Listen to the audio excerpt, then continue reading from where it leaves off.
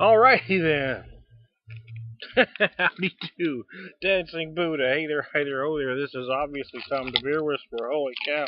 I wanted to do this one outside, uh, so I didn't disturb them inside. I've been having a hard time finding an angle that would work.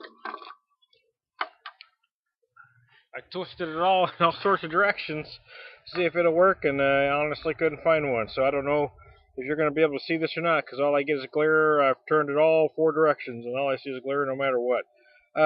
Hey, I'm talking about Springfield Brewing Company. There's a reason for that. This is the Paul's Pale Ale. And here's why. When they first opened up in 1998, beers hadn't gotten crazy like they have now, and they had a decent session line. And it was so much better than any American, craft domestic, not craft, but any American domestic craft out there.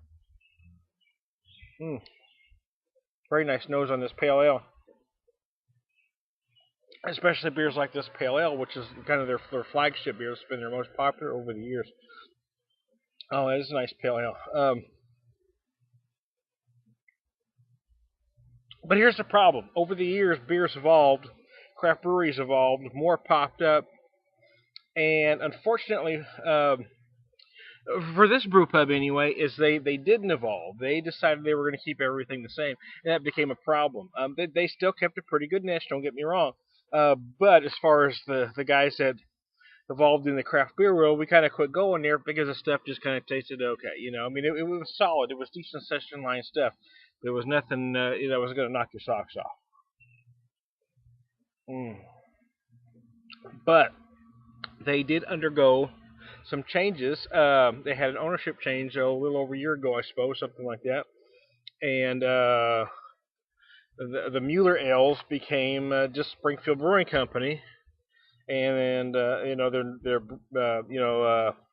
their beers have names now. I already have done a video for their 11-point Pilsner and their Walnut Street Wheat, and this is the Paul's Pale. Now, like I said, this has kind of been their flagship beer over the years. Now, I've heard some of the recipes have evolved and have gone through some changes.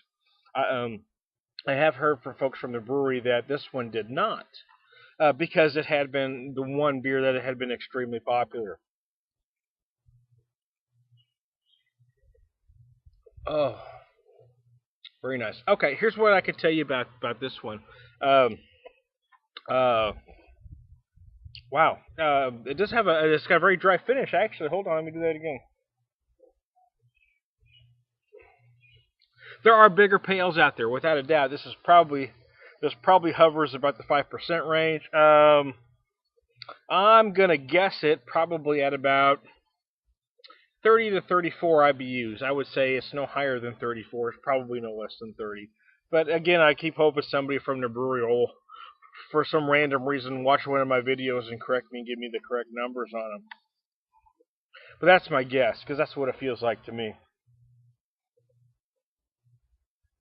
There are bigger, like I said, there are bigger ones out there. This is likable though, very likable. I couldn't see the time. I was like, holy crap! In a bag, I can't see what I'm doing here. Yeah. You gotta love my videos. Don't try to have no production values whatsoever. I'm just me and a webcam. That's kind of my shtick. But anyways, I digress. I tell you what though, to be perfectly honest, it's probably been at least a half dozen years since I've even had this beer.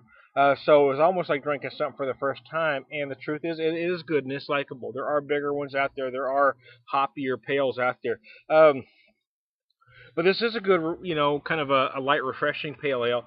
And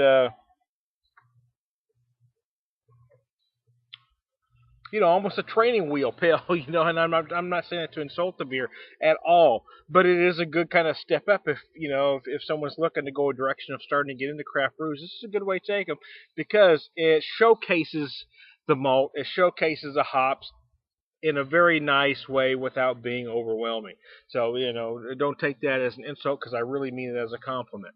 So anyway, before I go over 5, I'm going to cut this down if I can find out where to stop it at.